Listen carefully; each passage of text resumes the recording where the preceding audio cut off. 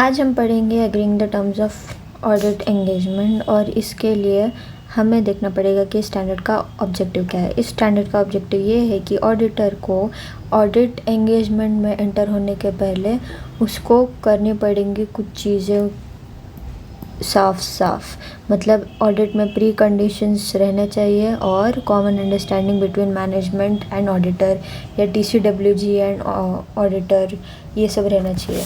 तो अब हम देखेंगे कि प्री कंडीशंस क्या होती है। प्री कंडीशंस मतलब मैनेजमेंट को अपनी कुछ जिम्मेदारियां पूरी करनी है। मैनेजमेंट की जिम्मेदारियां क्या है? फाइनेंशियल स्टेटमेंट प्रिपेयर करना एज पर एप्लीकेबल FRF, मतलब जो FRF जो एक्सेप्टेबल हो, जैसे कि AS की एंटिटी को इंडेक्स नहीं लगाने का, और design maintenance and implementation of internal control, ये भी मैनेजमेंट की जिम्मेदारी है।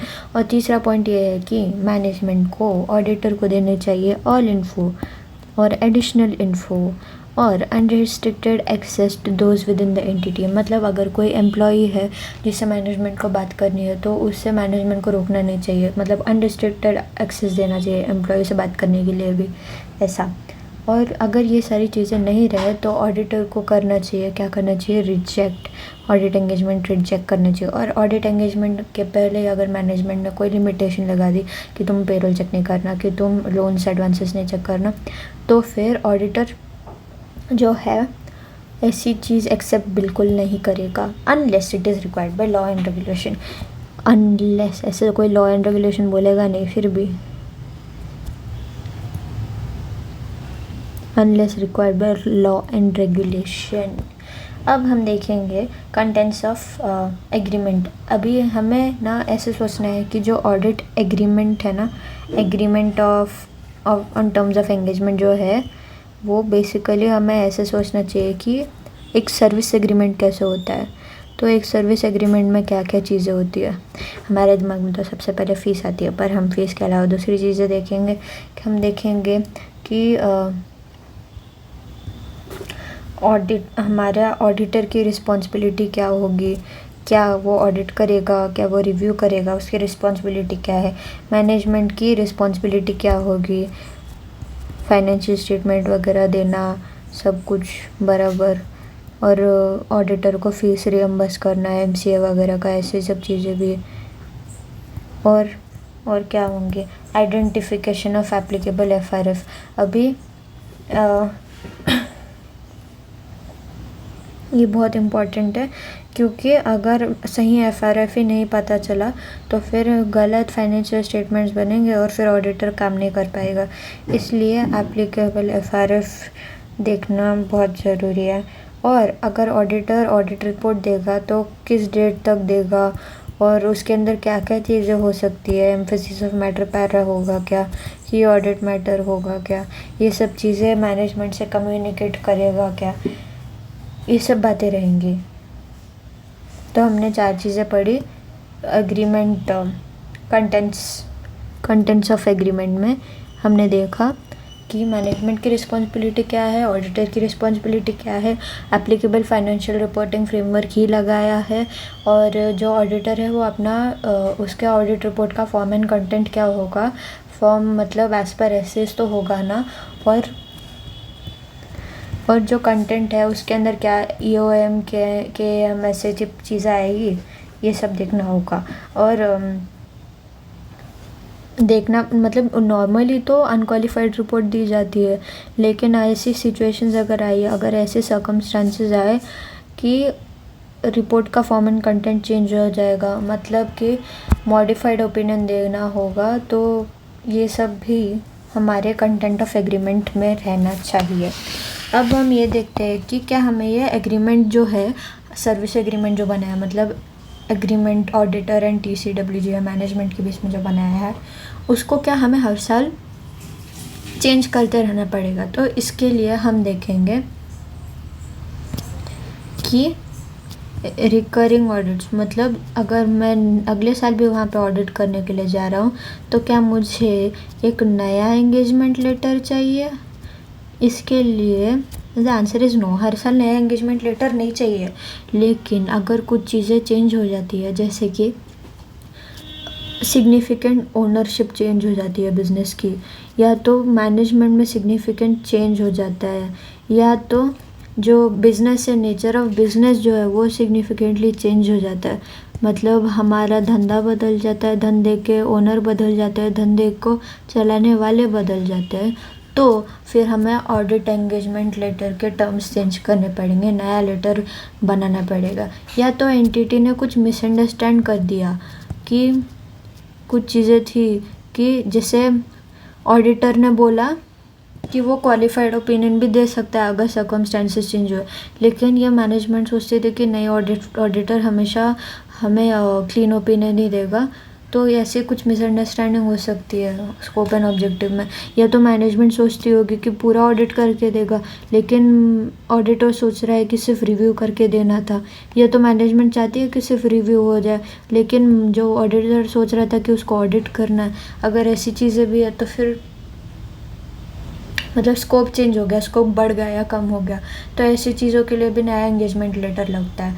अभी रिवाइज्ड या स्पेशल टर्म्स रहेंगे कुछ, तो भी अगर उनको कुछ एडिशनल चीज़ें बोलनी है, कुछ अलग बातें बोलनी है तो, या फीस में चेंज हो गया, और या तो लीगल रेगुलेटरी रिक्वायरमेंट चेंज हो गया।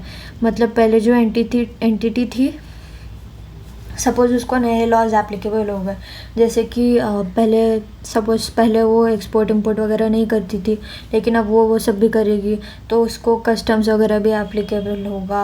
और सपोज़ वो मतलब पहले ऑडिट की रिक्वायरमेंट में नहीं आती थी, और अभी ऑडिट उसको कंपलसरी हो गया। तो ऐसी लीगल रेगुलेटरी फ्रेम रिक्वायरमेंट्स के चेंजेस की वजह से भी हमें एंगेजमेंट लेटर नया बनाना पड़ेगा। या तो एफआरएफ चेंज हो गया, मतलब पहले एंटिटी को एएस लगता था, लेकिन अभी उसका टर्नओवर वगैरह सब इतना बढ़ गया है, तो और उसको वो लिस्टेड कंपनी हो गई है, तो उसको लगेगा फाइनेंशियल रिपोर्टिंग फ्रेमवर्क कौन सा, इंड एस वाला। और ऐसी ही कोई अदर रिपोर्टिंग रिक्वायरमेंट्स होगी तो भी होगा चेंज इन एंगेजमेंट लेटर। अभी जैसे कि अदर रिपोर्टिंग रिक्वायरमेंट मतलब कारों में कोई चेंजेस हो गए, तो फिर छोटे छोटे पॉइंट्स में कुछ चेंजेस हो जाते हैं कारों में रिपोर्टिंग के, तो वो सब चेंजेस के लिए भी नया एंगेजमेंट लेटर बनाना पड़ेगा। अब हम देखेंगे कि आज एंगेजमेंट में चेंज करना है टर्म्स, वो तो था कि हम अमेंड करते रहते हैं या न्यू एंगेजमेंट लेटर हर बार बनाते हैं, तो किस चीज़ों को लेके अभी हम, लेकिन हमें ना पूरे टर्म्स ही चेंज करने हैं एंगेजमेंट के। जैसे कि पहले मैनेजमेंट चाहती थी कि उसको ऑडिट एप्लीकेबल नहीं है, लेकिन अभी उसको करना है ऑडिट, लेकिन बैंक ने बोला उसको बैंक लोन के लिए करना है, लेकिन बैंकर ने बोला कि तुम या तो ऑडिट करा लो या तो तुम रिव्यू करा लो। अगर वो रिव्यू कराएगा तो भी चलेगा, ऑडिट कराएगा तो भी चलेगा। तो उसने ऑडिटर को बोला तुम ऑडिट मत करो, रिव्यू करो। तो ऑडिटर को ने पूछा क्यों, तो फिर उसने बोला कि बैंक ने ऑप्शन दिया, तो ये रीज़नेबल है। तो this is a reasonable justification of change in for change in terms and achieving a lower level of assurance. तो ये सब चलेगा। लेकिन अगर उसको लगता है कि अगर कोई ऑडिट हो रहा है और ऑडिट होते टाइम उसने ना कोई रिलेटेड पार्टी ट्रांजैक्शन पकड़ा जो एज पर सेक्शन 188 ऐसे सब रूल्स वगैरह फॉलो नहीं कर रहा था, तो फिर बाद में उस ऑडिटर ने और सवाल पूछे, तब जाके मैनेजमेंट ने बोला तुम ऑडिट मत करो, तुम करो रिव्यू। तब क्या मैनेजमेंट मानेगा क्या, तब क्या ऑडिटर मानेगा क्या? तब ऑडिटर नहीं मानेगा, क्योंकि ये ना यहाँ से फ्रॉड की बू आ रही है। तो उसको ना देखना चाहिए कि क्या रीज़नेबल जस्टिफिकेशन है for change in terms of audit engagement, है तो ठीक है, नहीं तो फिर उसको सोचना पड़ेगा कि वो यहाँ से विड्रॉ करेगा तो चलेगा क्या। अगर विड्रॉ नहीं कर सकता और लॉ ने कंपलसरी बोला है कि ऑडिट करना है, उसका ऑब्लिगेशन है, अगर उसका ऑब्लिगेशन है या तो उसको पार्टीज़ को रिपोर्ट करना चाहिए। जैसे कि यहाँ पे मैनेजमेंट ने रिस्ट्रिक्शन लगा दिया, तो वो जाके अगर TCWG को बोलेगा तो काम हो जाएगा क्या, वैसे चेक करना पड़ेगा। अब हमें देखना है कि जो FRF होता है वो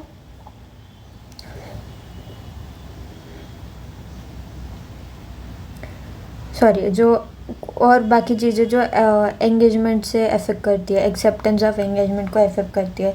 जैसे कि ऑडिटर को चाहिए कि वो ज़्यादा डिस्क्लोजर्स दे सके EOM पैरा में या KM में, और जो मैनेजमेंट है उसको भी चाहिए कि वो फाइनेंशियल स्टेटमेंट्स में डिस्क्लोजर्स दे कोई चीज़ें जहाँ पे क्लैरिटी नहीं मिल रही है, ऐसे ध्यान रखें इन बातों का। और